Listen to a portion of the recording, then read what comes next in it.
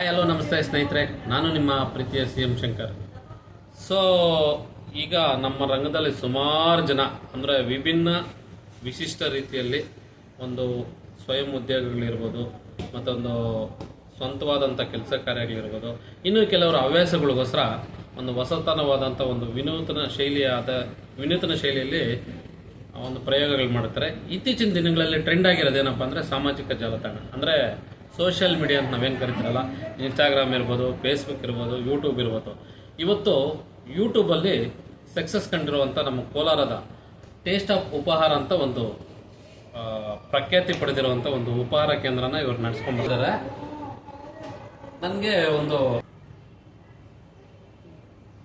ನನಗೊಂದು ಆಶ್ಚರ್ಯ ಏನಪ್ಪ ಅಂದರೆ ಇವರು ಯಾವಾಗೂ ಬ್ಯುಸಿ ಇರ್ತಾರೆ. ಅಂದರೆ ನಾನು ಇಲ್ಲಿ ಸುಮಾರು ಟೈಮ್ ಬಂದಿದ್ದೀನಿ, ಫುಲ್ ರಶ್ ಇರ್ತಾರೆ. ಈ ಜಾಗ ಇರೋದು ಎಲ್ಲಿ ಗೊತ್ತಾ? RL ಜಲಪ ಆಸ್ಪತ್ರೆ ಅಂದರೆ ಎದುರುಗಡೆ SP ಆಫೀಸ್ ಹಿಂದ್ಗಡೆ KVDO ಲೇಔಟಲ್ಲಿ ಇವ್ರದ್ದು ಟೇಸ್ಟ್ ಆಫ್ ಉಪಹಾರ ಅಂತ ಒಂದಿದೆ. ಇವರು ತುಂಬ ಪ್ರಖ್ಯಾತಿ ಏನಕ್ಕಪ್ಪ ಅಂದರೆ ನಾರ್ತು ಸೌತು ಜೊತೆಗೆ ಚೈನೀಸು ಮಾಡೋದ್ರಲ್ಲೇ ತುಂಬ ಪ್ರಖ್ಯಾತ ಆಗಿದ್ದಾರೆ. ಇದ್ರ ಜೊತೆಗೆ ಯೂಟ್ಯೂಬನ್ನು ಕೂಡ ಇವರು ಸಕ್ಸಸ್ಫುಲ್ ಆಗಿ ನಡ್ಸ್ಕೊಂಡು ಬರ್ತಾ ಇದ್ದಾರೆ. ಅವ್ರನ್ನ ಈಗ ಭೇಟಿ ಮಾಡೋಣ. ಸುರೇಶ್ ಸರ್ ಅಂತಿದ್ದಾರೆ, ಅವ್ರನ್ನ ಭೇಟಿ ಮಾಡಿ ಅವರು ಯಾವ ರೀತಿ ಸಕ್ಸಸ್ ಕಂಡುಕೊಂಡಿದ್ದಾರೆ, ಯೂಟ್ಯೂಬಿಂದ ಸಕ್ಸಸ್ ಆಗ್ಬೋದಾ, ಸಕ್ಸಸ್ ಆಗಕ್ಕೆ ಕಷ್ಟನಾ, ಯೂಟ್ಯೂಬ್ ಮಾಡಿದ್ರಲ್ಲೇ ದುಡ್ಡು ಮಾಡ್ಬೋದು. ಕೆಲವ್ರು ಏನು ಮಾಡ್ತಾರೆ ಅಂದರೆ ಯೂಟ್ಯೂಬ್ ಮಾಡಿದ್ರೆ ನಮ್ಗೆ ದುಡ್ಡು ಬರುತ್ತೆ ಅನ್ನೋ ಒಂದು ದಾಟಿನಲ್ಲೇ ಹೋಗಿರ್ತಾರೆ. ಇದನ್ನೆಲ್ಲ ಮೀರಿ ಅವರು ಸಕ್ಸಸ್ ಕಂಡಿದ್ದಾರೆ. ಅವ್ರಿಗೆ ಯೂಟ್ಯೂಬಲ್ಲಿ ಈಗ ದುಡ್ಡು ಬರ್ತಾ ಇದೆ. ಈಗ ಅವ್ರನ್ನ ಭೇಟಿ ಮಾಡೋಣ. ಸುರೇಶ್ ಸರ್ ನಮಸ್ತೆ. ಸರ್ ನಮಸ್ತೆ. ನಮಸ್ಕಾರ ಸರ್. ನಾವು ಯೂಟ್ಯೂಬಲ್ಲಿ ಸಕ್ಸಸ್ ಆಗಿದ್ದೀರಾ? ಯೂಟ್ಯೂಬಲ್ಲಿ ಸಕ್ಸಸ್ ಆಗಿದ್ದೀವಿ ಅಂತ ಹೇಳ್ತಾ ಇದೀವಿ ಅಷ್ಟೇನೆ. ಯೂಟ್ಯೂಬಲ್ಲಿ ಸಕ್ಸಸ್ ಆಗಿದ್ದೀವಿ, ಆದ್ರೆ ಏನ್ ಗೊತ್ತಾ, ಹಿಂದೆ ಇರೋ ಕಷ್ಟ ನಷ್ಟ ಯಾರಿಗೂ ಗೊತ್ತಾಗೋದಿಲ್ಲ. ಇವಾಗ ನಾವು ಒಂದು ವಿಡಿಯೋ ಮಾಡ್ತೀವಿ, ಆ ವಿಡಿಯೋ ಮಾಡಕ್ಕೆ ನಾವು ಮಾಮೂಲಿ ಅಡಿಗೆ ಮಾಡಿದ್ರೆ 10 ನಿಮಿಷದಲ್ಲಿ ಅರ್ಧ ಗಂಟೆಲಿ ಮಾಡಿ ಇಳಿಸ್ಬಿಡ್ತೀವಿ. ಅದನ್ನೇ ಯೂಟ್ಯೂಬ್ಗೋಸ್ಕರ ಅಡಿಗೆ ಮಾಡ್ತೀವಿ ಅಂದ್ರೆ ಅವರ್ಗಳ ಗಟ್ಲೆ ಆಗ್ಬಿಡ್ತಾರೆ. ಆಮೇಲೆ ಅಷ್ಟವರು ಕಷ್ಟಪಟ್ಟು ವಿಡಿಯೋ ಮಾಡಿ ಹಾಕ್ತಿವಲ್ಲ, ಅದಕ್ಕೆ ವಾಯ್ಸ್ ಕೊಡ್ಬೇಕು, ಎಡಿಟಿಂಗ್ ಕೊಡ್ಬೇಕು ಅನ್ನೋದು ಇದೆಯಲ್ಲ, ಇದು ಇನ್ನೂ 2-3 ದಿನ ಲೇಟ್ ಆಗ್ಬಿಡುತ್ತೆ. ಚಾಲೆಂಜಿಂಗ್ ಜೊತೆಗೆ ಏನಕ್ಕಪ್ಪ ಇದನ್ನ ಮಾಡೋದು ಅನ್ಸ್ಬಿಡುತ್ತೆ. ಇಲ್ಲೇ ಆಗೋದು ಏನು ಗೊತ್ತಾ, ಒಂದು ವಿಡಿಯೋನ ಇಷ್ಟು ಕಷ್ಟಪಟ್ಟು ಮಾಡಿ ಹಾಕಿರ್ತೀವಿ, ವ್ಯೂಸ್ ಬರೋದಿಲ್ಲ. ಒಂದು 100 ವ್ಯೂಸ್ ಬಂದು, ಒಂದು 20-30 ಬಂದು, ಅಲ್ಲಿಗೆ ಸ್ಟ್ರಕ್ ಆಗೋಗ್ಬಿಟ್ಟು, ಯಾವಾಗೋ 6 ತಿಂಗಳಿಗೋ ವರ್ಷಕ್ಕೋ ಯಾವಾಗ ನೋಡ್ತೀವಿ 200-300 ಆಗಿರ್ತವೆ. ಅಲ್ಲಿ ಏನಾಗ್ತದೆ ಅಂದ್ರೆ ನಮ್ಮ ಶ್ರಮ, ನಾವ್ ಏನೇನು ಆಸೆ ಇಟ್ಕೊಂಡಿದೀವಿ, ಇದು ಕೆಲವು ಸರಿ ಡಿಮೋಟಿವೇಟ್ ಮಾಡ್ಬಿಡುತ್ತೆ ನಮಗೆ. ಆ ಶ್ರಮನ ನಾವು ಮಾಡ್ಲೇಬೇಕು ಅಂತ ಮನಸ್ಸಿಗೆ ಹೇಳ್ಬಿಟ್ಟು ಮಾಡ್ತೀವಿ ನೋಡಿ, ಅವಾಗೆ ಸಕ್ಸಸ್ ಆಗೋದು. ಯೂಟ್ಯೂಬಲ್ಲಿ ಎಷ್ಟೋ ಜನ ಬರ್ತಾರೆ, ಚಾನಲ್ ಓಪನ್ ಮಾಡ್ತಾರೆ, 2 ದಿನಕ್ಕೆ ಹೊರಟೋಗ್ಬಿಡ್ತಾರೆ. ನಾವು ಅದರಲ್ಲಿ ಪಳಗಬೇಕು. ನಮ್ಮ ಕಷ್ಟ, ನಮ್ಮ ಶ್ರಮ, ನಮ್ಮ ದುಡಿಮೆ ಎಲ್ಲ ಹಾಕ್ಬೇಕಾಗುತ್ತೆ. ಆಮೇಲೆ ಅದು ಮಾನಿಟೈಸ್ ಆಗಬೇಕು. ಮಾನಿಟೈಸ್ ಆಗೋದು ತುಂಬಾನೇ ಕಷ್ಟ. ಇವಾಗ ಮಾನಿಟೈಸ್ ಆಗಕ್ಕೆ ಮುಂಚೆ ಎಷ್ಟೊಂದು ಇಶ್ಯೂ ಬಂದ್ಬಿಡುತ್ತೆ. ಇವಾಗ ಕಾಪಿ ರೈಟ್ಸ್ ಬರುತ್ತೆ, ಕಾಪಿ ಸ್ಟ್ರೈಕ್ ಬರುತ್ತೆ. ಅದೆಲ್ಲ ಮೀರಿ ನಾವು ಇನ್ನೂ ಕಂಟೆಂಟ್ ಚೆನ್ನಾಗಿ ಹಾಕಿದೀವಿ, ವ್ಯೂಸ್ ಬರಬೇಕು. ವ್ಯೂಸ್ ಬಂದ್ಮೇಲೆ ಎಷ್ಟು ದುಡ್ಡು ಬರುತ್ತೆ ಅನ್ಕೊಂಡಿದೀರಾ? ಈಗ ಕೆಲವರೆಲ್ಲ ಹೇಳ್ತಾರೆ, ಕೆಲವೊಂದು ಪ್ರಖ್ಯಾತಿ ಯೂಟ್ಯೂಬರ್ಗಳು ಇದ್ರಲ್ಲ 10 ಲಕ್ಷ 20 ಲಕ್ಷ ಅಂತ ಬರ್ತಾರೆ. ಈಗ ಯೂಟ್ಯೂಬಲ್ಲೇ ಒಂದು ವಿಡಿಯೋನ ಬಿಟ್ಟಿದ್ದಾರೆ, ಕನ್ನಡದಲ್ಲಿ ಪ್ರಖ್ಯಾತಿ ಪಡೆದಿರುತ್ತ 5 ಟಾಪ್ 10 ಯೂಟ್ಯೂಬರ್ಸ್ ಅಂತ. ಅವರೆಲ್ಲ ಲೆಕ್ಕಾಚಾರ ನೋಡಕ್ ಹೋದ್ರೆ ಲಕ್ಷಗಳು ದುಡಿತಾರೆ. ಇಲ್ಲ ಅಂತ ನಾನು ಹೇಳ್ತಾ ಇಲ್ಲ, ಅವ್ರು ಹೇಳ್ತಾ ಇದ್ರೆ ಲಕ್ಷಗಳು ದುಡಿತಾ ಇದ್ದಾರೆ ಅಂತ. ಬಟ್ ಏನಾಗುತ್ತೆ ಅಂದ್ರೆ ಹೊಸಬರ ಕಷ್ಟ ಅಂದ್ರೆ ನಾವು ಫಸ್ಟ್ ಹೆಜ್ಜೆ ಅಂದ್ರೆ ಪುಟ್ಟ ಹೆಜ್ಜೆ ಇಡ್ತಾ ಇರ್ತೀವಿ. ಇದೇನಾಗ್ತದೆ ಅಂದ್ರೆ ನಿಮ್ಗೆ ಎಷ್ಟು ವ್ಯೂಸ್ ಬಂದ್ಬಿಡ್ತದೆ, 100 500 ಯಾವ್ದೋ ಒಂದು ವಿಡಿಯೋ ವೈರಲ್ ಆಗೋಗ್ಬಿಡ್ತು, 1000-2000 ಬಂತು ಅಂತ ಇಟ್ಕೊಳ್ಳಿ. 1000 ವ್ಯೂಸ್ ಬಂದು ಅಂದ್ರೆ ನಮ್ಮಂತವ್ರಿಗೆ ಹೊಸಬರ್ಗೆ ಎಷ್ಟು ದುಡ್ಡು ಬಂದ್ಬಿಡುತ್ತೆ ಗೊತ್ತಾ? ಒಂದು 10 ಸೆಂಟ್ಸ್, 15 ಸೆಂಟ್ಸ್, 20 ಸೆಂಟ್ಸ್ ಅಷ್ಟೇನೆ. ಸೆಂಟ್ಸ್ ಅಂದ್ರೆ ಎಷ್ಟು ಅನ್ಕೊಂಡಿದ್ರ? ಡಾಲರ್ ಅಲ್ಲಿ ಪೈಸಾಗಳು. $1 ತುಂಬಾ ಕಷ್ಟ ಇದೆ. ಇದನ್ನೆಲ್ಲ ನಾವು ಗಮನಿಸ್ತಾ ಇದ್ರೆ ಎಲ್ರು ಈಗ ಏನ್ ಮಾಡಿದಾರೆ ಅಂದ್ರೆ ಯೂಟ್ಯೂಬ್ ಮಾಡ್ಕೊಂಡೆ, ಯೂಟ್ಯೂಬ್ ಮಾಡಿದ್ಯಪ್ಪ ಒಳ್ಳೆ ದುಡ್ಡು ಮಾಡ್ತಾ ಇದೆಯಲ್ಲ ಅನ್ನೋದು ಛೇಡಿಸ್ತಾರೆ. ಅದು ನಾನು ನಿಮ್ಮ ವಿಡಿಯೋಗಳನ್ನ ಗಮನಿಸಿದ್ದೀನಿ. ಹೆಂಗಂದ್ರೆ ನಿಮ್ದು ಯಾವ್ದೋ ಒಂದು ಹಾಗಲಕಾಯಿ ಗೊಜ್ಜು ಅಂದ್ಬಿಟ್ಟು, ಬಟ್ ಅದು ಲಕ್ಷ ಮೀರಿ ಹೋಗಿದೆ. ಆಮೇಲೆ ಇನ್ನೊಂದು ವಿಡಿಯೋ ಗಮನಿಸಿದ್ದೀನಿ, ಬೆಳ್ಳುಳ್ಳಿ ಕಬಾಬ್ ಅಂದ್ಬಿಟ್ಟು ನೀವು ಅದು ಈಗ ಏನ್ ಟ್ರೆಂಡ್ ಆಗಿದೆಯಲ್ಲ, ರಾವೋಲ ಅಲಾಡ್ಸಪ್ಪ ಅಂದ್ಬಿಟ್ಟು, ಅದೇ ತರ ನೀವು ಒಂದು ಬೆಳ್ಳುಳ್ಳಿ ಕಬಾಬ್ ಆಮೇಲೆ ಇನ್ನೊಂದು ಬೆಳೆಕಾಳು ಒಬ್ಬಟ್ಟು ಮಾಡಿದ್ರೆ ಚೆನ್ನಾಗಿ ಹೋಗಿದೆ. ಅದು ಕಾಫಿ ರೈಟ್ಸ್ ಬಂದಿದೆ, ಅದಕ್ಕೆ ಏನು ಇಲ್ಲ, ನೋ ಇನ್ಕಮ್. ಅದು ಕಾಪಿ ರೈಟ್ ಇದೆ, ಏನು ಬಂದಿಲ್ಲ, ಒಂದು ಸೆನ್ಸ್ ಛಲ ಇದೆ, ಛಲ ಇದೆ ಮಾಡ್ಬೇಕು ಅಂತ. ನಿಜ, ನೀವ್ ಹೇಳಿದ ಮಾತು ನಿಜನೇ. ಕೆಲವ್ರು ಸಂಪಾದನೆ ಮಾಡ್ತಾ ಇದಾರೆ ಲಕ್ಷಾಂತರ ಅಂತ ಹೇಳಿದ್ರೆ ಬರೀ ಯೂಟ್ಯೂಬ್ ವ್ಯೂಸ್ ಇಂದ ಸಂಪಾದನೆ ಮಾಡೋದಿಲ್ಲ.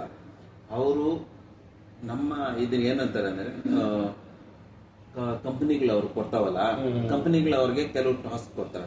ಆ ಟಾಸ್ಕ್ ನ ಅವರು ಇದ್ ಮಾಡ್ತಾರೆ, ರೀಚ್ ಮಾಡ್ಬೇಕು. ಇವಾಗ ನಾವು ನನ್ಗೆ ನಿಮ್ಮ ಹತ್ರ 1,00,000 ಜನ ಇದಾರೆ ಸಬ್ಸ್ಕ್ರೈಬರ್ ಅಂತ ಇಟ್ಕೊಳ್ಳಿ, ಒಂದು 50,000 ಜನ ಇದಾರೆ ಅಂತ ಇಟ್ಕೊಳ್ಳಿ. ನಮ್ಮ ಹತ್ರ ಯಾವ್ದೋ ಒಂದು ಪ್ರಾಡಕ್ಟ್ ಇದೆ, ನನ್ನ ಹತ್ರ ಒಂದು ಇನ್ಸೂರೆನ್ಸ್ ಇದೆ. ಆ ಇನ್ಸೂರೆನ್ಸ್ ನಿಮ್ ಕಡೆಯಿಂದ ನಾವು ಪ್ರಮೋಟ್ ಮಾಡಿಸ್ತೀವಿ. ಅವಾಗ ನಿಮ್ ಪ್ರಮೋಟ್ ಮಾಡೋದ್ರಿಂದ ದುಡ್ಡು ಬರುತ್ತೆ. ಅಂದ್ರೆ ಸಹಭಾಗಿತ್ವ, ಕೋಆರ್ಡಿನೇಷನ್. ಈ ರೀತಿ ಬರೀ ವ್ಯೂಸ್ಗೋಸ್ಕರನೇ ದುಡ್ಡು ಬರೋದಿಲ್ಲ. ಆಮೇಲೆ ಫೇಸ್ಬುಕ್ ಇರುತ್ತೆ, ಅವ್ರದ್ದು ಇನ್ಸ್ಟಾಗ್ರಾಮ್ ಇರುತ್ತೆ. ಇನ್ಸ್ಟಾಗ್ರಾಮ್ ಅಂದ್ರೆ ನಿಮ್ಗೆ ಡೈರೆಕ್ಟ್ ಇನ್ಸ್ಟಾಗ್ರಾಮ್ ದುಡ್ಡು ಕೊಡೋದಿಲ್ಲ. ಇವಾಗ ನಿಮ್ಮ ಹತ್ರ 1,00,000 ಸಬ್ಸ್ಕ್ರೈಬರ್ ಇದಾರೆ, ಯೂಟ್ಯೂಬರ್ ಫಾಲೋವರ್ ಇದಾರೆ, ಇನ್ಸ್ಟಾಗ್ರಾಮ್ ಅಲ್ಲಿ 1,00,000 ಜನ ಇದ್ದಾರೆ ಅಂದ್ರೆ ನಿಮ್ದು ವ್ಯೂಸ್ ಚೆನ್ನಾಗಿ ಹೋಗ್ತಾ ಇದೆ, ಒಳ್ಳೆ ಕಾಮೆಂಟ್ ಎಲ್ಲ ಬರ್ತಾ ಇದೆ ಅಂದ್ರೆ ನಿಮ್ಗೆ ಲೋಕಲ್ ಹೊಸ ಒಂದು ಅಂಗಡಿ ಓಪನ್ ಆಗುತ್ತೆ. ಅವ್ರು ನಿಮಗೆ ಕರೀತಾರೆ, ಸರ್ ನಮ್ದೊಂದು ವಿಡಿಯೋ ಮಾಡಿ ನಿಮ್ ಇನ್ಸ್ಟಾಗ್ರಾಮ್ ಅಲ್ಲಿ ಬಿಡಿ ಅಂತಾರೆ. ಅವಾಗ ನಿಮ್ಮ ಹತ್ರ ಚೆನ್ನಾಗಿ ಹೋಗ್ತಾ ಇದ್ರೆ ಅವ್ರ ಹತ್ರ ನೀವು ದುಡ್ಡು ತಗೋಬಹುದು. 10,000, 20,000, 50,000 ಕೆಪಾಸಿಟಿ. ನಮ್ಮ ಪ್ರಮೋಷನ್ಸ್ ಯಾವ ರೀತಿ ಇರುತ್ತೆ, ನೀವು ಪ್ರಮೋಷನ್ ಮಾಡಿ ದುಡ್ಡು ಮಾಡಬಹುದು. ಇದು ನನ್ನ ಒಂದು ಇದು. ಈ ರಂಗಕ್ಕೆ ಹೆಂಗ್ ಬಂದ್ರೆ ನೀವು ಈಗ ಸಾಮಾನ್ಯವಾಗಿ ಒಂದ್ ರಂಗನೇ ನಾವು ನಿಭಾಯಿಸೋದ್ ಕಷ್ಟ. ಯಾಕಂದ್ರೆ ಒತ್ತಡದಲ್ಲಿ ಇರ್ತೀರ. ಬೆಳಗ್ಗೆ 4 ಗಂಟೆಗೆ ಎದ್ದು ಹೇಳ್ತೀರಾ, 6 ಗಂಟೆಗೆ ಟಿಫನ್ ರೆಡಿ ಮಾಡ್ತೀರಾ, ಮಾರ್ಕೆಟ್, ತರಕಾರಿ ಎಲ್ಲ ಒತ್ತಡದಲ್ಲಿ ಇಷ್ಟು ಬಿಡುವು ಹೆಂಗ್ ಮಾಡ್ಕೊಂಡು ಯೂಟ್ಯೂಬ್ ಅಲ್ಲಿ ಸಕ್ಸಸ್ ಕಂಡಿದ್ರೆ ಆಸೆ. ಅದು ನಾನು ನೋಡಿ, ಮನುಷ್ಯನಿಗೆ ಆಸೆ ಅನ್ನೋದಕ್ಕಿಂತ ಛಲ ಅನ್ನೋದು ಇದೆಯಲ್ಲ, ಅದಕ್ಕೆ ಮಿತಿ ಇಲ್ಲ. ಛಲ ಹಿಡಿದ್ರೆ ಅದನ್ನೇ ಹಿಡಿತಾರಲ್ಲ, ಸಾಧಿಸ್ಬೇಕಂದ್ರೆ ಛಲ ಇರ್ಬೇಕು ಅಂತಾರೆ. ನೀವು ನಾನು ನೋಡೋದಂಗೆ ಕಡಿಮೆ ಆಗೋದಿಲ್ಲ. ಬಹುಶಃ ಒಂದು 6 ತಿಂಗಳಲ್ಲಿ ನೀವು ಸಕ್ಸಸ್ ಆಗಿ 6 ತಿಂಗಳಲ್ಲಿ ನಮ್ಮ ಚಾನಲ್ ಮಾನಿಟೈಸ್ ಆಗೋಗಿದೆ. ಕೆಲವರು ಏನ್ ಮಾಡಿದಾರೆ ಗೊತ್ತಾ, ವರ್ಷಗಳಾದ್ರೂ ಮಾನಿಟೈಸೇಷನ್ ಆಗಲ್ಲ, ಇನ್ನೇನೋ ಮಾಡ್ತಾರೆ, ಸರ್ಕಸ್ ಮಾಡ್ತಾರೆ. ನೀವು ನೋಡ್ಬೇಕು, ಅಬ್ಬಬ್ಬಾ ಆ ಭಯಂಕರವಾಗಿ ಆಡಿಯೋಗಳು ಹಾಕಿರ್ತಾರೆ. ಏನು ಈ ರಾಕೆಟ್ ಸೌಂಡ್ಗಳಂತೆ, ಇನ್ನೊಂದು ಮತ್ತೊಂದು ಈ ಸಿನಿಮಾದಲ್ಲಿ ಫೈಟ್ ಹೊಡಿತಾರೆ ನೋಡಿ, ಆ ತರ ಎಲ್ಲ ಸೌಂಡ್ಸ್ ಕೊಟ್ಟು ಹಾಕಿರ್ತಾರೆ, ವ್ಯೂಸ್ ಆಗಿರಲ್ಲ. ಬಟ್ ನೀವು ಕಡಿಮೆ ಅವಧಿಯಲ್ಲಿ ನನಗೊಂದು ಆಶ್ಚರ್ಯ. ಅದು ಏನಾಗುತ್ತಾ, ಕರೆಕ್ಟ್ ನೀವು ಪ್ರಶ್ನೆ ಕೇಳಿದ್ರಿ. ನಾನು ಯೂಟ್ಯೂಬ್ ವರ್ಗು ಒಂದು ಮಾತು ಹೇಳ್ಬಿಡ್ತೀನಿ. ಇವಾಗ ನಾನು ಒಂದು ಪನ್ನೀರ್ ಮಾಡಿದೆ ಅಂತ ಇಟ್ಕೊಳ್ಳಿ. ಪನ್ನೀರ್ 10 ಜನ ವಿಡಿಯೋ ಮಾಡಾಕಿರ್ತಾರೆ, 1,00,000 ಜನ ವಿಡಿಯೋ ಮಾಡಾಕಿರ್ತಾರೆ. ನಾನು ಪನ್ನೀರ್ ಮೇಲೆ ಮಾಡಾಕಿದ್ರೆ ನಮ್ಮ ವಿಡಿಯೋನ ಎಲ್ಲಿ ತೋರಿಸ್ತದೆ? ಯೂಟ್ಯೂಬ್ ತೋರಿಸೋದಿಲ್ಲ. ಯೂಟ್ಯೂಬ್ ಯಾರು ವಿಡಿಯೋ ತೋರಿಸ್ತಾರೆ, ಯಾರು ಜಾಸ್ತಿ ರ್ಯಾಂಕ್ ಬಂದಿದೆ, ಯಾರು ಸಬ್ಸ್ಕ್ರೈಬರ್ 1 to 10 ರ್ಯಾಂಕಿಂಗ್ ವ್ಯೂಸ್ ಅಂತಿದೆ, ಅವ್ರನ್ನ ಫಸ್ಟ್ ತೋರಿಸುತ್ತೆ. ನಾವು ಜನ ಮಾಡಿರೋದನ್ನ ನಾವು ಮಾಡಾಕಿದ್ರೆ ವ್ಯೂಸ್ ಬರೋದಿಲ್ಲ. ಅಂದ್ರೆ ನೀವ್ ಹೇಳ್ತಾ ಇರೋದು, ಅವ್ರು ಏನ್ ತಗೊಂಡಿದ್ರೆ ಅದನ್ನ ಕಾಪಿ ಸೇಮ್. ಅವ್ನು ಚಿತ್ರಾನ್ನ ಮಾಡಿದ್ರೆ ನಾವು ಚಿತ್ರಾನ್ನ ಮಾಡಿದ್ರೆ ಪುಳಿಯೋಗರೆ ಮಾಡಿದ್ರೆ ನಾನು ಪುಳಿಯೋಗರೆ ಪುಳಿಯೋಗರೆ ಮಾಡಿದ್ರೆ ಯಾರು ನೋಡ್ತಾರೆ? ಆಲ್ರೆಡಿ ಅಂತ ವಿಡಿಯೋ ಇದಾವೆ. ಅದಕ್ಕೆ ಏನಪ್ಪಾ ಅಂದ್ರೆ ಡಿಫ್ರೆಂಟ್ ಅಲ್ಲಿ ಚಿತ್ರಾನ್ನದಲ್ಲಿ ವಿಶೇಷತೆ. ಇವ್ನ ಚಿತ್ರಾನ್ನ ಮಾಡಿದಲ್ಲ, ಇವನ್ ಚಿತ್ರಾನ್ನಕ್ಕೂ ನನ್ನ ಚಿತ್ರಾನ್ನಕ್ಕೂ ಏನು ವ್ಯತ್ಯಾಸ ಇದೆ ಅಂದ್ಬಿಟ್ಟು ನೋಡ್ಬೇಕು. ಆ ಚಿತ್ರಾನ್ನ ನೋಡ್ಬೇಕಾದ್ರೂ ಜನಗಳಿಗೆ ಬರೀ ಚಿತ್ರಾನ್ನ ಅಂತ ಇದ್ರೆ ಯಾರು ಬರಲ್ಲ ಸ್ವಾಮಿ. ಅದಕ್ಕೆ ನಾವ್ ಏನಾದ್ರು ಒಂದು ಬೇರೆ ಬರೀಬೇಕಲ್ಲಿ. ಟೈಟಲ್ ಕೊಡ್ತೀವಲ್ಲ, ಆ ಟೈಟಲ್ ನಮ್ ತಮ್ಮನೇಲಿ ಇದೆಯಲ್ಲ, ಅದು ಬೇರೆ ಇರ್ಬೇಕು. ಜನಗಳಿಗೆ ಚಿತ್ರಾನ್ನದಲ್ಲಿ ವಿಶೇಷ ಚಿತ್ರಾನ್ನ ಅಂತಂದ್ರೆ ಜನಗಳಿಗೆ ಅರ್ಥ ಆಗ. ಹೌದೌದು, ಕಬಾಬಲ್ಲಿ ಬೆಳ್ಳುಳ್ಳಿ ಕಬಾಬ್ ಇದ್ದಾಗ ಎಲ್ಲ ಒಟ್ಟಾಯ್ತು. ಕಬಾಬಲ್ಲಿ ಬೆಳ್ಳುಳ್ಳಿ ಕಬಾಬ್, 4 ಬೆಳ್ಳುಳ್ಳಿ ಅಲ್ಲಾಡ್ಸೋ. ಆಮೇಲೆ ಇವಾಗ ಒಂದು ಬಂತಲ್ಲ, ಯಾವ್ದಪ್ಪ ಅದ್ಯಾವ್ದು ಕರಿಮಣಿ ಮಾಲೀಕ. ಏನ್ ಸಿಕ್ತವರೆಲ್ಲ ಕರಿಮಣಿ ಮಾಲೀಕ, ಸಿಕ್ಕಿದ್ರು ಕರಿಮಣಿ ಮಾಲೀಕ. ಇಲ್ಲಿ ಏನಾಗ್ತದೆ, 25 ವರ್ಷದಿಂದನೇ ಇತ್ತು ಅದು ಕರಿಮಣಿ. ಆದ್ರೆ ಇವಾಗ ಅದು ಕರಿಮಣಿ ಹೋಗ್ಬಿಟ್ಟು ಬಿಳಿ ಮಣಿ ಆಗ್ಬೇಕಿತ್ತು, ಫುಲ್ ವೈರಲ್ ಆಗ್ಬಿಟ್ಟಿದೆ. ಹಂಗೆ ನಾವ್ ಏನೇ ಮಾಡಿದ್ರು ಸಕ್ಸಸ್ ಆಫ್ ಜರ್ನಿ ತುಂಬಾ ಚೆನ್ನಾಗಿದೆ. ನನ್ಗಂತೂ ಖುಷಿ ಆಯ್ತು. ಯಾಕಂದ್ರೆ ಈ ಹುಡುಗರು ಅಂದ್ರೆ ಯೂತ್ಸ್ ಇದಾರಲ್ಲ, 27-28 ಆದ್ರೆ ಅವ್ರದೇ ಆದಂತ ಲೋಕ ಕ್ರೇಜ್ಗಳು ಬೇರೆ ಬೇರೆ ತರ ಹೊಟ್ಟತಾರ ಅಲ್ಲ. ನೀವು ಇಷ್ಟು ಒತ್ತಡದಲ್ಲೂ ಇಲ್ಲಿ ಗ್ರಾಹಕರು ನೋಡ್ತೀರಾ, ಸಿಬ್ಬಂದಿ ಬಂದಿಲ್ಲ ಅಂದ್ರೆ ಅವ್ರನ್ನೂ ನಿಭಾಯಿಸ್ತೀರಾ, ಜೊತೆಗೆ ಈ ಟೆನ್ಷನ್ ಎಲ್ಲ ಬಿಟ್ಟು ವಿಡಿಯೋ ಮಾಡಿದ್ರಂದ್ರೆ ಅದು ಒಂದು ಶ್ಲಾಘನೀಯ. ನಿಜವಾಗ್ಲೂ ನೀವ್ ಹೇಳಿದ್ದು ತುಂಬಾನೇ. ಕೆಲವು ಸರಿ ನಾನು ವಿಡಿಯೋ ಮಾಡ್ಬೇಕು ಅಂತ ಮಾಡ್ಕೊಂಡಿರ್ತೀನಿ, ತಿಂಗಳಂಗಟ್ಲೆ ಅದನ್ನ ಅಪ್ಲೋಡ್ ಮಾಡಕ್ ಆಗೋದಿಲ್ಲ. ಇಷ್ಟು ಕೆಲಸಗಳಲ್ಲಿ ಇದೆಲ್ಲ ಮಾಡ್ಕೊಂಡು ಆಮೇಲೆ ರಾತ್ರಿ ಹೊತ್ತು ಬೆಳಿಗ್ಗೆ ಹೊತ್ತು ಏನೋ ಒಂದು ಮಾಡಿ ಹಾಕ್ಲೇಬೇಕು ಅಂತ ಆಸೆ. ಯಾಕೆಂದ್ರೆ ಅಂದ್ರೆ ಇವಾಗ ಅದನ್ನ ನಾನು ತಗೊಂಡ್ ನೋಡ್ಲೇಬೇಕು, ನನ್ನ ಜನಕ್ಕೆ ಕೊಡ್ಲೇಬೇಕು ಅನ್ನೋ ಒಂದು ಕಾತುರದಲ್ಲಿ ಕಾಯ್ತಾ ಇರ್ತಾರೆ. ನಿಮ್ದೇ ಆದಂತ ಒಂದು ರೋಗ ಸೃಷ್ಟಿಯಾಗಿ ಹೋಗಿತ್ತು ಈಗ. ಹೌದು, ಸುರೇಶ್ ಅವ್ರು ಏನಾಗ್ತಾರೆ ಅದಕ್ಕೆ ಕಾಯ್ಬೇಕು ನಾವು. ಅಲ್ಲ, ನೀವು ಈಗ ಹೇಳಿದ್ರಲ್ಲ ಚಿತ್ರಾನ್ನದ ಅದೇ ತರ ಹಾಗಲಕಾಯಿ ಟ್ರೆಂಡ್ ಎಲ್ಲ ಹೋಗ್ಬಿಡ್ಬೇಕಾಯ್ತು. ಹಾಗಲಕಾಯಲ್ಲಿ ಕಬಾಬು, ಹಾಗಲಕಾಯಿ ಚಿಪ್ಸ್ ಈ ತರ ಹೋಗ್ಬಿಟ್ಟಿದ್ರೆ ಅದು ಟ್ರೆಂಡ್ ಆಗ್ಬಿಡೋದಲ್ಲ. ಇಲ್ಲ, ಯಾವ್ದೋ ಒಂದು ವಿಡಿಯೋ ವೈರಲ್ ಆಯ್ತು ಅಂದ್ರೆ ಎಲ್ಲಾ ವಿಡಿಯೋಗಳು ವೈರಲ್ ಆಗೋದಿಲ್ಲ ಸರ್, ಚೆನ್ನಾಗಿ ನೆನ್ಪಿಟ್ಕೊಳ್ಳಿ. ಆಮೇಲೆ ನಾನು ಹಾಗಲಕಾಯಿ ಹಾಕಿದ್ಮೇಲೆ ಆಮೇಲೆ 100 ವಿಡಿಯೋ ಹಾಕಿದೀನಿ. 100 ವಿಡಿಯೋ ಹಾಕಿದ್ರು ಒಂದ್ 10,000 ಹೋಯ್ತು, ಇನ್ನೊಂದ್ 2,000 ಹೋಯ್ತು, 3,000 ಹೋಯ್ತು. ಇದೆಲ್ಲಾನು ನಡೀತಾನೆ ಇರುತ್ತೆ. ಬಟ್ ತಾಳ್ಮೆ ಇರ್ಬೇಕು. ನಾವು ಯೂಟ್ಯೂಬ್ ಅಲ್ಲಿ ವಿಡಿಯೋ ಮಾಡಿ ದುಡ್ಡು ಸಂಪಾದನೆ ಮಾಡ್ತೀನಿ ಅಂದ್ರೆ ತಾಳ್ಮೆ ಇರ್ಬೇಕು. ನೀವು ಫಸ್ಟ್ ಕೇಳಿದ್ರಲ್ಲ ಹೆಂಗ್ ದುಡ್ಡು ಸಂಪಾದನೆ ಮಾಡ್ತಾರೆ ಅಂತಂದ್ರೆ, ಇವಾಗ ನಾನ್ ವಿಡಿಯೋ ಇನ್ನು 6 ತಿಂಗಳಿಂದ ಮಾಡ್ತಾ ಇದ್ದೀನಿ. ದುಡ್ಡು ಯಾವಾಗ ಬರುತ್ತೆ ಗೊತ್ತಾ? ನನ್ ವಿಡಿಯೋ ಚೆನ್ನಾಗಿ ಇಂಟೀರಿಯರ್ ಎಲ್ಲ ಚೆನ್ನಾಗಿ ಮಾಡ್ಕೊಂಡಿದ್ದಾರೆ ಸರ್. ನೋಡೋದಕ್ಕೆ ಒಂದು ಔಟ್ಲುಕ್ ಅಲ್ಲಿ ವಾತಾವರಣ ತುಂಬಾ ಚೆನ್ನಾಗಿದೆ. ಔಟ್ಲುಕ್ ಅಲ್ಲೆಲ್ಲ ಚೆನ್ನಾಗಿದೆ ಸರ್. ಇಲ್ಲಿ ಕಸ್ಟಮರ್ಸ್ ರೆಸ್ಪಾನ್ಸ್ ಹೆಂಗಿದೆ? ನಮ್ದೆಲ್ಲ ಒಂಥರ ಮನೆ ಊಟ ಇದ್ದಂಗೆ ನೋಡಿ. ಇಲ್ಲ ಇಲ್ಲಿ ಇಕ್ಕಿರ್ತೀವಿ, ಅವರೇ ಬರ್ತಾರೆ, ಹಾಕೊಂತಾರೆ, ತಿಂತಾರೆ, ಹೋಗ್ತಾ ಇರ್ತಾರೆ. ಇಲ್ಲಿ ನಿಮ್ ಕಷ್ಟ ಇದು ಯೂಟ್ಯೂಬ್ ಅಲ್ಲಿ ನೀವು ಸಕ್ಸಸ್ ಆಗೋದಕ್ಕೆ ನಿಮ್ ಮನೆ ಊಟ ಅಂತ ಹೇಳಿದ್ರಲ್ಲ, ಮನೆ ಸದಸ್ಯರೇ ಸಹಕಾರ ಮಾಡಿರ್ತಾರೆ. ಯಾಕಂದ್ರೆ ಬಂದವರೆಲ್ಲ ಬಂದು ನಿಮ್ಗೆ ಸಬ್ಸ್ಕ್ರೈಬರ್ ಆಗಿದ್ದಾರೆ. ಸ್ಕ್ಯಾನರ್ಗಳು ಹಾಕಿದ್ರಲ್ಲ, ಸೊ ಬಂದವರೆಲ್ಲ ಬಂದು ಸಬ್ಸ್ಕ್ರೈಬರ್ ಆಗಿದ್ದಾರೆ. ಸಂತೋಷ. ಯಾಕಂದ್ರೆ ನಾವು ಒಂದು ಸಕ್ಸಸ್ ಆಫ್ ವೇನಲ್ಲಿ ಹೋಗ್ತಾ ಇದ್ದಾಗ ಅದಕ್ಕೆ 108 ತಿರುವುಗಳು ಬರ್ತವೆ. ಒಂದು ಸಾಗರಕ್ಕೆ ಹಲವಾರು ನದಿಗಳು. ಹಂಗಾಗಿ ನಮ್ ಸಬ್ಸ್ಕ್ರೈಬರ್ಸೇ ಬಂದು ನಮ್ಗೆ ನದಿಗಳಿದ್ದಂಗೆ. ನಾವೆಲ್ಲ ಸೇರಿದ್ರೆ ಒಂದ್ ಸಾಗರ. ಸರ್ ಜರ್ನಿ ಚೆನ್ನಾಗಿದೆ ಸರ್. ಫ್ಯಾಮಿಲಿ ನಮ್ದು, ನಮ್ಮ ಫ್ಯಾಮಿಲಿ, ನಮ್ ಮೇಲೆ ಮನೆನೇ ಇದೆ, ಕೆಳಗಡೆ ಹೋಟ್ಲ್ ಇಟ್ಕೊಂಡಿದೀವಿ. ಕುಟುಂಬ ಪರಿವಾರ ಸಮೇತರಾಗಿ ಇದ್ರಲ್ಲಿ ತೊಡಗಿಸ್ಕೊಂಡಿದ್ವಿ. ಅಂದ್ರೆ ಹೋಟೆಲ್ ಉದ್ಯಮದಲ್ಲಿ ತೊಡಗಿಸ್ಕೊಂಡಿದ್ರ? ಹೋಟ್ಲು ನಾನು ಒಂದ್ 20 ವರ್ಷದಿಂದ ಮಾಡ್ತಾ ಇದ್ದೀನಿ. ಯೂಟ್ಯೂಬ್ ಒಂದು 6 ತಿಂಗಳಿಂದ ಮಾಡ್ತಾ ಇದ್ದೀನಿ. 6 ತಿಂಗಳಿಗೆ ಪರವಾಗಿಲ್ಲ ಸರ್. ನೀವ್ ಹೇಳ್ದಂಗೆ ನಮ್ ಯೂಟ್ಯೂಬ್ 6 ತಿಂಗಳಿಗೆ ಮಾನಿಟೈಸ್ ಆಗಿದೆ. ಒಂದು $11 ಅರ್ನಿಂಗು ಆಗಿದೆ. ನೆಟ್ಕೊಂಡು ಹೋಗ್ತಾ ಇದೀವಿ, ಮಾಡ್ತಾ ಇದೆ. ಇನ್ನು ನೆಕ್ಸ್ಟ್ ಒನ್ ಮಾರ್ ನೆಕ್ಸ್ಟ್ ವಿಡಿಯೋ ಇರ್ಲಿ. ಅವಾಗ ನೀವು ಸರ್ ಇದಕ್ಕೆ ನಿಮ್ಮ ಶ್ರೀಮತಿ ಅವ್ರ ಸಹಕಾರ ಇದೆಯಾ? ಫಸ್ಟ್ ಅಲ್ಲೇ ಅವ್ರಿಗೆ ಗೊತ್ತಾಗ್ಲಿಲ್ಲ. ಟೈಮ್ ವೇಸ್ಟ್ ಮಾಡ್ತಾ ಇದೆಯಾ ಅಂತ ಇದ್ರು. ಅಂದ್ರೆ ಇಲ್ಲಿ ಕೆಲಸ ಮಾಡೋದ್ ಬಿಟ್ಬಿಟ್ಟು ಏನೋ ಮಾಡ್ಕೊಂಡಿದ್ಯಾ, ಏನೋ ಮಾಡ್ತಾ ಇದೆಯಾ, ಮೊಬೈಲ್ ಇಟ್ಕೊಳ್ತೀಯಾ. ಇವನ್ ಇವಾಗ ಹೇಳ್ತಾರೆ ಏನ್ ಮೊಬೈಲ್ ಅಲ್ಲೇ ಮುನ್ಗೋಗಿರ್ತೀರಾ ಅಂತ. ಮನೆ ಮಠ, ಅಂಗಡಿ, ಹೋಟ್ಲು ಏನೇ ಬೇಡ, ಬರೀ ಮೊಬೈಲ್ ಅಲ್ಲೇ ಇದ್ದೋಗ್ಬಿಡ್ರಿ ಅಂತ ಅಂತ ಇದಾರೆ. ಅವಾಗ ಅವ್ರಿಗೆ ನಾನು ಏನ್ ಹೇಳೋದು ಗೊತ್ತಾ, ನೋಡಿ ನಮ್ಗೆ ಕಾಮೆಂಟ್ಸ್ ಬರುತ್ತಲ್ಲ, ಆ ಕಾಮೆಂಟ್ ತೋರ್ಸೋದು. ಕಾಮೆಂಟ್ಸ್ ನೋಡಿ ಎಷ್ಟು ಚೆನ್ನಾಗಿದೆ. ಅಂದ್ರೆ ನೀವು ಜನಗಳ ಒಂದು ಪ್ರತಿಕ್ರಿಯೆನ ಓದಿ ಹೇಳಿದಾಗ ಅವ್ರಿಗೆ ಸ್ವಲ್ಪ ಅರ್ಥ ಆಗುತ್ತೆ, ಸ್ವಲ್ಪ ಖುಷಿ ಆಗುತ್ತೆ. ಕಮೆಂಟ್ಸ್ ಜನಗಳು ನಮ್ಗೆ ಕಮೆಂಟ್ಸ್ ನಾನು 1 ಸಲಿ 2 ಸಲಿ 3 ಸಲಿ ಓದ್ತೀನಿ. ನನ್ಗೆ ಅಷ್ಟು ಇಷ್ಟ. ಅಂದ್ರೆ ನಿಮಗೆ ಹೊಗಳು ಭಟ್ರಕ್ಕಿನ್ನೊಂದು ತೆಗಳು ಭಟ್ರ ಇಷ್ಟ. ಸುರೇಶ್ ಅವರಲ್ಲಿ ಸರಿ ಹುಡ್ಕೋದ್ಕಿನ್ನ ತಪ್ಪು ಹುಡುಕ್ಬೇಕು. ಈಗ ನೀವ್ ಹೇಳ್ತಾ ಇದ್ರಲ್ಲ, ನಿಮ್ಮಲ್ಲಿ ನಾನು ಸರಿನೇ ಹುಡ್ಕೊಳಂತಂದ್ರೆ ನಿಮ್ಗೆ ಬಿಡು ನಾನು ಮಾಡಿದೆಲ್ಲ ಕರೆಕ್ಟ್ ಇದೆ. ತಪ್ಪು ಹೇಳ್ತಾ ಇದ್ದಾಗ ನೀವು ತಿದ್ಕೊಳ್ತೀರಾ? 100% ತಿದ್ಕೊಳ್ತೀವಿ. ನಾನು ಪರವಾಗಿಲ್ಲ, ನಾನು ಖುಷಿಯಾಗಿದ್ದೀನಿ. ನಮ್ಮ ಯೂಟ್ಯೂಬ್ ಜೊತೆಲಿ, ನಮ್ಮ ಹೋಟೆಲ್ ಜೊತೆಲಿ, ನಮ್ಮ ಫ್ಯಾಮಿಲಿ ಇಲ್ಲ. ನಾನು ಒಂದ್ 2-3 ಟೈಮ್ ಬಂದಾಗ ನೀವು ಫಸ್ಟ್ ಟೈಮ್ ನನ್ನ ಗುರ್ತಿಸಿದ್ರ, ಆಮೇಲೆ 2ನೇ ಟೈಮ್ ನೀವು ಗುರ್ತಿಸ್ಲಿಲ್ಲ, ಅಷ್ಟು ಬಿಸಿ ಇದ್ರೆ. ಈಗ ನೋಡಿ ಆರಾಮಾಗಿ ಗುರ್ತಿಡಿತೀರ. ಸರ್ ಇದು ಸಕ್ಸಸ್ ಆಫ್ ಜರ್ನಿ ಹಿಂಗೆ ನೀವು ಒಂದು ರೈತ ಕುಟುಂಬದಿಂದ ಬಂದು ಸ್ಟ್ರಗಲಿಂಗ್ ಇರ್ತಾ ಇದೆಲ್ಲ ಎಲ್ಲ ತುಂಬಾ ಜಾಸ್ತಿ ಇದೆ. ಹೇಳ್ತಾ ಹೋದ್ರೆ ಇನ್ನೊಂದು ಎಪಿಸೋಡ್ ಮಾಡ್ಬೇಕಾಗುತ್ತೆ. ಇದ್ರ ಬಗ್ಗೆ ಮಾತಾಡೋಣ. ನಾನೇನಪ್ಪಾ ಅಂದ್ರೆ, ಹೌದು, ನಿಮ್ದು ಯೂಟ್ಯೂಬ್ ಚಾನಲ್ ಹೇಗ್ ನಡೀತಾ ಇದೆ? ನಾನು 1-2 ಸರಿ ನೋಡಿದೆ. ನೀವೆಲ್ಲ ಕಡೆ ನಮ್ದು ಮಾಡ್ತಾ ಇದ್ ನೋಡಿ ಸರ್. ನಾನೀಗ ನಮ್ದೇ ಆದಂತ ಒಂದು ಹಾಬಿ ಇದೆ.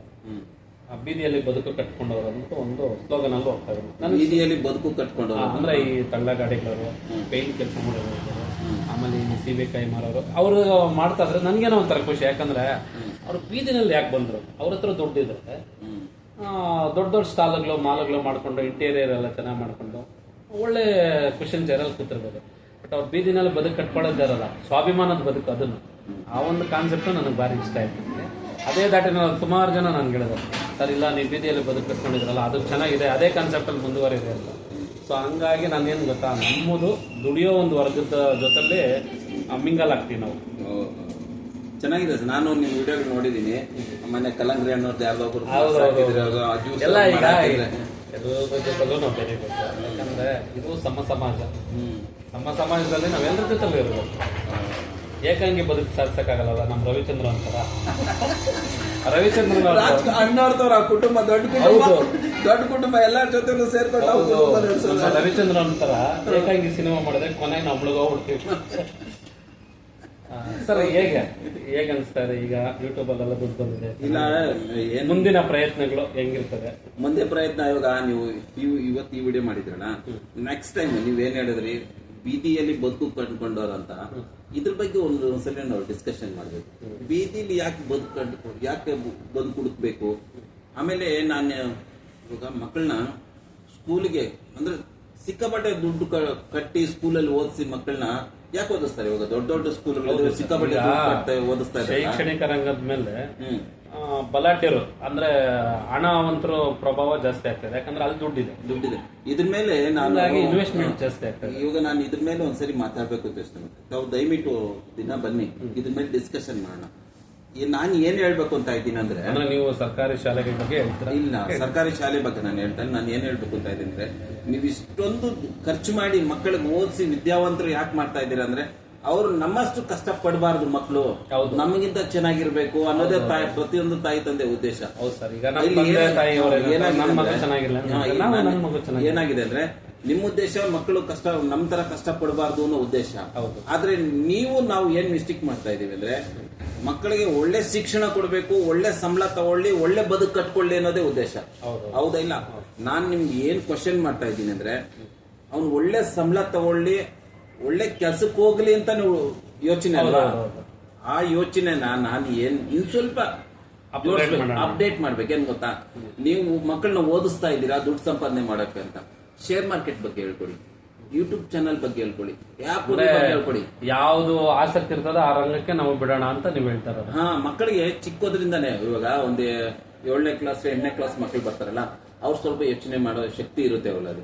ಅವ್ರಿಗೆ ಆ್ಯಪ್ಗಳ ಬಗ್ಗೆ ಹೇಳ್ಕೊಡಿ. ಈ ತರ ಆ್ಯಪ್, ಸೋಷಿಯಲ್ ಆ್ಯಪ್ಗಳಲ್ಲಿ ನಾವು ಮಾಡ್ಬೋದು. ಈಗ ಮಕ್ಳು ಏನಾಗ್ತಾರೆ ಅಂದ್ರೆ, ಓದೋ ವಯಸ್ಸಲ್ಲಿ ಸೊ ನಾವು ಅವ್ರಿಗೆ ಹಣ ಮಾಡೋ ಒಂದು ಮಾರ್ಗನ ಹೇಳ್ಕೊಟ್ರೆ ಅವ್ರು ಓದೋದ್ ಕಡೆ ಲಕ್ಷ್ಯ. ಇಲ್ಲ ಹಂಗ ಆಗೋದಿಲ್ಲ. ಅಲ್ಲ, ಎಷ್ಟೋ ಜನ ಮಕ್ಕಳು ಇತ್ತೀಚಿನ ದಿನಗಳಲ್ಲಿ ಇಲ್ಲ ಬಹುತೇಕ ಅಲ್ಲ